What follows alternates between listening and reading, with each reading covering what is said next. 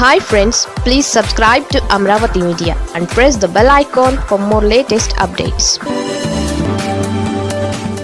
TDP పులివెందులలో గెలిచి జనం మదిలో ఓడిపోనుందా? పులివెందుల జెడ్పీటీసీ ఉప ఎన్నికలో వైసీపీ ఓటమి ఖాయమైంది.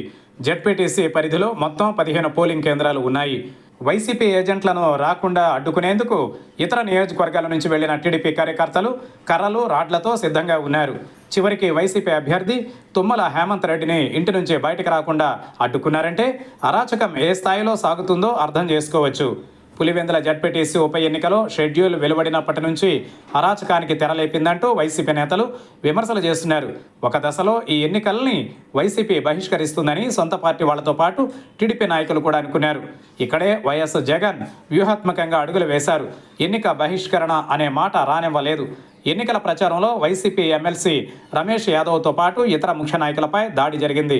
అలాగే మరికొన్ని చోట్ల కూడా టీడీపీ గూండాలు దాడికి తెగబడ్డారు. ఇంత జరుగుతున్నా వైసీపీ మాత్రం చేతులెత్తేయలేదు. ఈ క్రమంలో అసలు వైసీపీ ఎందుకు పోటీలో ఉందనే ప్రశ్న కూడా తలెత్తింది. ఇక్కడే వైసీపీ వ్యూహాన్ని టీడీపీ అంచనా వేయలేక చేజేతుల చెడ్డ పేరును మూటగట్టుకుంటోంది. స్థానిక సంస్థల ప్రజాప్రతినిధుల పదవీ కాలం కేవలం 10 నెలల్లోపే. దీనికోసం పులివెందులలో ఇంతటి అరాచకానికి తెలివైన నాయకులెవరూ పాల్పడరు. టీడీపీలో ఎవరి డైరెక్షనో తెలియదు, కానీ పూర్తిగా తప్పుదారిలో ఆ పార్టీ ప్రయాణిస్తోంది. పులివెందుల జెడ్పీటీసీ పరిధిలో 15 పోలింగ్ బూతులున్నాయి. వీటి పరిధిలో వైసీపీ ఏజెంట్లను కనీసం అడుగు పెట్టకుండా ముందస్తుగా సిద్ధంగా ఉన్న రౌడీలు స్వైర విహారం చేస్తుండడం లోకం కళ్ళారా చూస్తోంది. 3 దఫాలు ఎంపీగా ఎన్నికైన వైఎస్ అవినాష్ రెడ్డిని అత్యంత అమానుషంగా పోలీసులు ఈడ్చుకెళ్లి జీపులో వేశారు.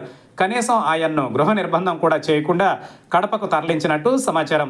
అలాగే పోలింగ్ కేంద్రాలకు ఓటర్లెవరని రాకుండా అధికారాన్ని అడ్డం పెట్టుకుని టీడీపీ రౌడీ మూకలు చేస్తున్న ఆటవిక చేష్టల్ని సమాజం చీత్కరించుకుంటోంది. ఈ ఒక్క ఉప ఎన్నిక చాలు రాష్ట్రంలో టీడీపీ నేతృత్వంలోని కూటమి పాలనను అసహ్యించుకోవడానికి. ప్రజాస్వామ్యంలో అంతిమ తీర్పు ప్రజలదే. పులివెందుల జెడ్పీటీసీ ఉప ఎన్నికలో ప్రతి అరాచకానికి భవిష్యత్తులో రాష్ట్ర వ్యాప్తంగా టీడీపీ తప్పక మూల్యం చెల్లించుకోవాల్సి ఉంటుంది. టీడీపీ అరాచకాల్ని, దౌర్జన్యాల్ని యావత్ తెలుగు సమాజానికి కళ్లకు కట్టడంలో పులివెందుల జెడ్పీటీసీ ఉప ఎన్నికను వైసీపీ చక్కగా ఉపయోగించుకుంటోంది. ఎన్నికలలో టీడీపీ గెలుపు కేవలం సాంకేతిక అంశం కావచ్చు, కానీ రాష్ట్ర వ్యాప్తంగా ప్రజలు, తటస్థులు, మేధావులు, విద్యావంతులు అసహించుకునేలా పులివెందుల జెడ్పీటీసీ ఉప ఎన్నికను వాడుకోవడంలో వైసీపీ విజయం సాధించింది. ఈ ఎన్నిక వైసీపీకి ఎంతో ప్రత్యేకం.